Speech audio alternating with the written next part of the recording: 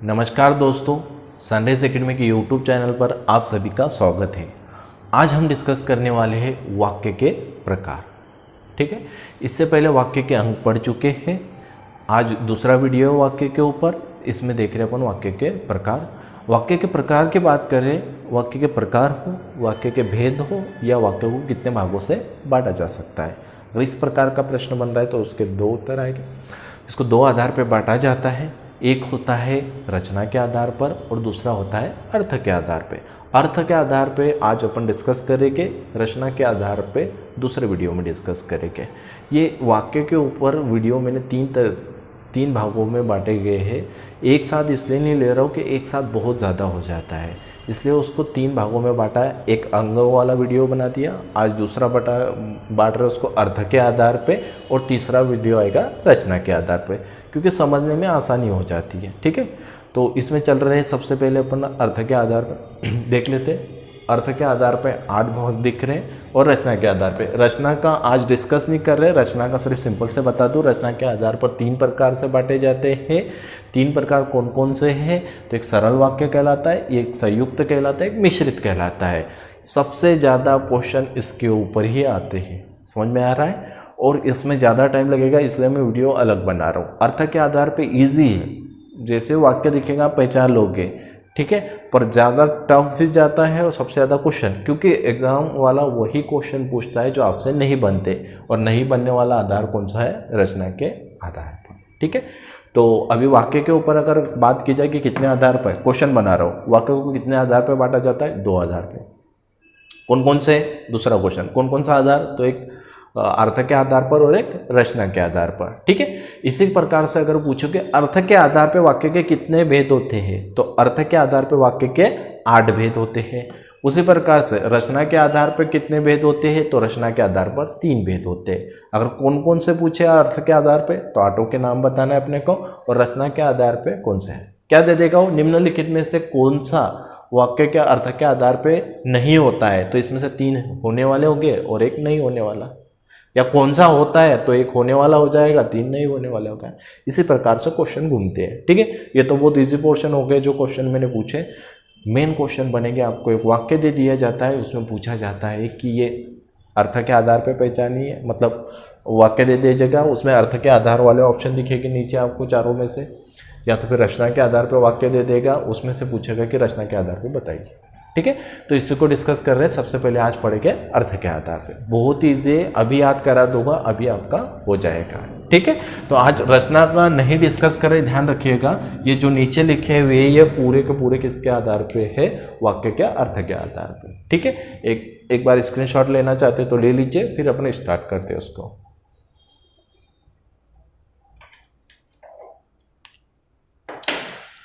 ठीक है, इसमें देखते हैं सबसे पहले अर्थ के आधार पे विधानवाचक या विधान सूचक। विधानवाचक, विधान सूचक या विधि सूचक अगर पूछा जाए क्या होता है, तो इसमें ध्यान रखिएगा, इसमें इतना सा है कि सरल वाक्य रहेगा। ठीक है, ये कभी भी निगेटिव नहीं होता, एक सिंपल सा। जैसे हिंदी हमारी राष्ट्रभाषा है, सर हमें पढ़ाते हैं, मैं खाना खाती हूँ। ये कैसे? सरल वाक्य, बिल्कुल सिर्फ सिंपल सा, उसमें कुछ भी नहीं है, तो ये क्या? विधानवाचक कहलाएगा। ठीक है, विधानवाचक, फिर से रिपीट कर रहा हूँ, विधानवाचक, विधि सूचक, सिंपल सा वाक्य रहता है, वही कहलाता है। दूसरा आता है निषेध। निषेध मतलब निगेटिव आ रहा है आपको, निषेध मतलब निगेटिव, कहीं ना कहीं वो नहीं का बोध कराएगा। अब नहीं का बोध कैसे कराएगा? नहीं, जैसे बसंती नहीं नाचेगी, बसंती नहीं नाचेगी, समझ में आ रहा है? जैसे ही नहीं पता चला, मेरे लिए वाक्य काय का होगा? निगेटिव का। क्वेश्चन क्या आएगा? फिर से रिपीट कर रहा हूँ, वाक्य दे दिया जाता है, पूछा जाता है कि कौन सा है। जैसे बसंती नहीं नाचेगी, वाक्य कौन सा है? विधान सूचक है, निषेध है, प्रश्न है, विस्मय है। तो नहीं से ही पता चल गया अपने को कौन सा है वो, निषेधवाचक। क्लियर है? पर कुछ क्वेश्चन इस तरीके से आते हैं कि जिसमें निगेटिव शब्द नहीं होते भी निगेटिव होता है। कैसे? जैसे रामू नेत्रहीन है, रामू नेत्रहीन है, तो नहीं का तो बहुत ही नहीं हुआ।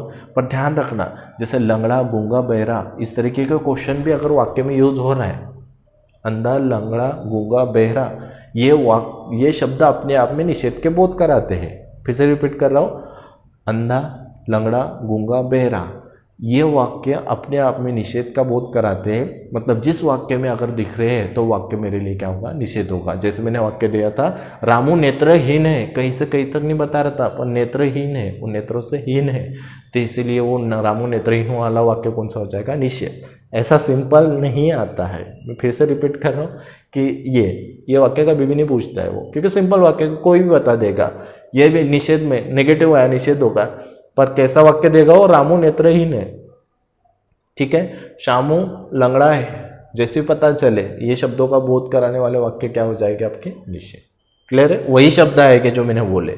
उसके बाद प्रश्नवाचक, ये सिंपल है, तुम्हारा क्या नाम है, तुम्हारा क्या नाम है। जैसे प्रश्नवाचक वाक्य में प्रश्न करने वाले शब्द आते हैं, ठीक है, तुम्हारा क्या नाम है, तुम कहाँ रहते हो, ठीक है, आप कहाँ जा रहे हो, समझ में आ रहा है। इस तरीके से प्रश्न करने वाले आएंगे। और अंत में क्या रहता है, प्रश्नवाचक। कभी कभी प्रश्नवाचक नहीं देता है तो अपने को शब्द से समझना पड़ेगा, या तो फिर वाक्य के भाव समझो कि वो प्रश्न पूछने की कोशिश कर रहा है क्या, हाँ, तो कौन सा होगा अपना प्रश्नवाचक। आगे बढ़ रहे, चौथा है आपका विस्मयवाचक। विस्मय, अब विस्मय क्या होता है, विस्मय में देखना इस तरीके का वाक्य आता है। उसमें में विस्मय में देखना, ज़्यादा हर्ष मतलब ज़्यादा खुशी, ज़्यादा गम, और या ज़्यादा दुख हो तो वहाँ पर भी क्या आ जाता है, विस्मय आ जाता है। कैसे, एकदम धक्का लग रहा है, बिल्कुल सुनते से ही मुंह से शब्द निकल रहे अचानक से ऐसे ही, तो विस्मय होता है। कैसे, अरे, जैसे एक गाड़ी दिख गई अपने को, अरे इतनी लंबी गाड़ी, अरे जैसे ट्रेन बहुत लंबी दिख गई, अरे इतनी लंबी गाड़ी। जैसे कहीं घूमने चले गए, वहाँ बहुत अच्छा नज़ारा दिख रहा है, वाह मज़ा आ गया, ठीक है। वैसे कुछ गंदी चीज़ दिखे, छी कितनी गंदी चीज़ है, समझ में आ रहा है, कुछ गंदगी दिखी है कि छी कितना गंदा, या छी कितना गंदा पानी है, मुंह से देखते से ही निकल रहा है, तो ये क्या आते हैं, विस्मय में। विस्मयवाचक चिन्ह में ध्यान रखना, विस्मयवाचक चिन्ह कहाँ आता है आपका, शब्द के बाद आएगा, वाक्य के अंत में भी यूज होता है कभी कभी, ध्यान रखना। विस्मयवाचक चिन्ह कैसा होता है, उल्टे आई जैसा, मतलब एक आपकी खड़ी पाई के नीचे बिंदु, इस तरीके से, ठीक है। क्या पढ़ रहे हैं अपन, अर्थ के आधार पर वाक्य के भेद पढ़ रहे हैं। इसमें अपन ने 4 पढ़ा, क्योंकि याद करना मेन उद्देश्य है, इसमें प्रकार ध्यान रखना है, क्योंकि वाक्य तो आप इजीली पहचान लोगे। सबसे पहले विधान, विधि सूचक या विधान सूचक। दूसरा पढ़ा अपन ने पहला तो विधान या विधि सूचक हो गया। दूसरा पढ़ा निगेटिव मतलब निषेध वाला पढ़ा। तीसरा पढ़ा प्रश्नवाचक, और चौथा पढ़ा विस्मय। 4 ही पढ़े, फिर से रिपीट कर रहा हूँ। पहला पढ़ा, कौन सा पढ़ा, पहला पढ़ा अपन ने विधान या विधि सूचक। दूसरा पढ़ा है प्रश्नवाचक। तीसरा पढ़ा है अपना प्रश्नवाचक। तीसरा पढ़ा उल्टा कर दे रहा हूँ, पहला पढ़ा विधानवाचक, दूसरा पढ़ा निषेधवाचक, तीसरा पढ़ा प्रश्नवाचक, और चौथा पढ़ा है अपन ने कौन सा, विस्मयवाचक, ठीक है। विस्मय चारों क्लियर हो गए की स्थिति। विधान में सरल आएगा, ठीक है। उसके बाद निगेटिव निषेध का बोध कराएगा।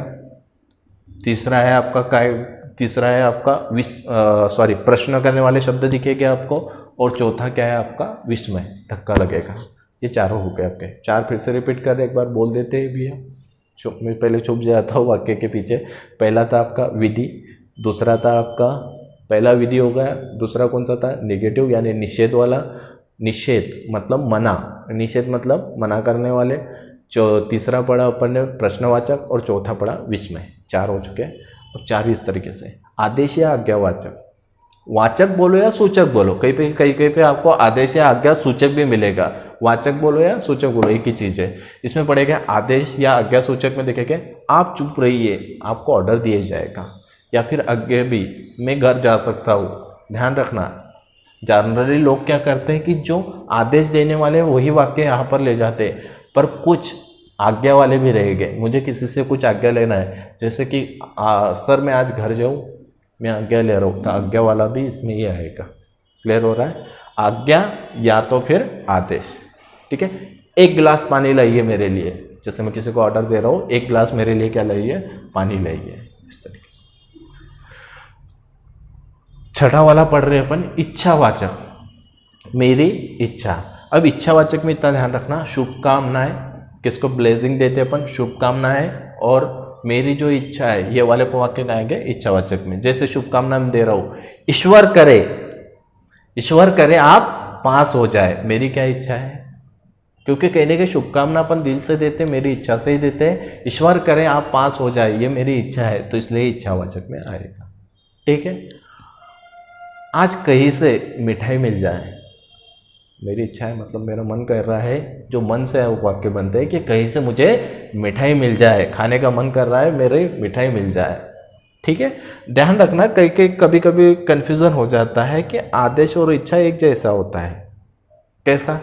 जैसे मैंने ऑर्डर दिया कि मुझे चाय पीना है, अभी मेरी इच्छा भी है और मेरा क्या है, ये आदेश भी है। जैसे मैं रामू को बोलूँ, रामू जैसे मेरा अगर सर्वेंट है, रामू को बोल रहा हूँ, रामू चाय लाना, मेरे लिए आदेश है।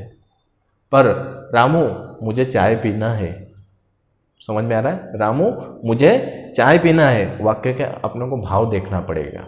अगर लेवल उठाता है तो भाव से कवर होता है अपना। सिंपल से वाक्य है तो कोई दिक्कत नहीं है, लेवल उठाए। जैसे रामू चाय लाइए, रामू मुझे चाय पिलाओ, समझ में आ रहा है? रामू मुझे चाय पिलाओ, आपको क्या लग रहा है? चाय पिलाओ मतलब मैं क्या दे रहा हूँ उसको? ऑर्डर, पिलाना ही पड़ेगी।